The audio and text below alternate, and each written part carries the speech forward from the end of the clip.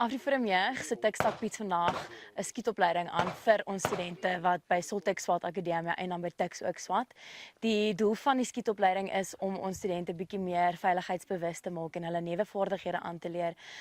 Ek dink dit is belangrik om in 'n gecontroleerde omgewing te leer hoe om met hierdie vuurwapens te werk en hoe om dit reg te gebruik. So die beste geleentheid om dit te doen is onder andere by plekke waar dit gekontroleer is deur AfriForum, waar ons dit in samewerking met ons gemeenskapsveiligheidsafdeling ook aanbied. Waar ons van ons beste instrukteurs hier het vandag hoe ons studente kan leer. So ja, dit is regtig 'n groot voorreg om te sien hoe ons studente werk maak van hulle veiligheid en hulle self meer vaardighede aanleer. Ek's Manus Du Plessis, ek swaat BSc plan grondkunde by Tuks. Ek het vandag hiernatoe gekom omdat ek juis self vuurwapen by my wil dra eendag. Die opleiding wat ons kry is baie professioneel, die instrukteurs is regtig baie goed.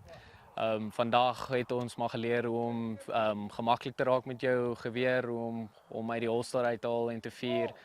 Hulle help ons baie goed hierso en om deel te wees van AfriForum het baie voordele en soos hierdie het my verwagtinge was eintlik kleiner, maar dit was baie groter wat ons nou gekry het.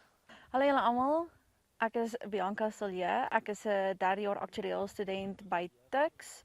Ek bly in die koshuis Modderlief en ek het besluit om vandag die AfriForum skietopleidingsdag by te woon, want ek wil eintlik regtig weet hoe om gemaklik om vuurwapens te werk en die kennis rondom dit te leer en nie bang te wees daarvoor nie. En eendag as dit in 'n situasie kom waar ek gaan dit kan gebruik, dan gaan ek veilig wees om dit te gebruik.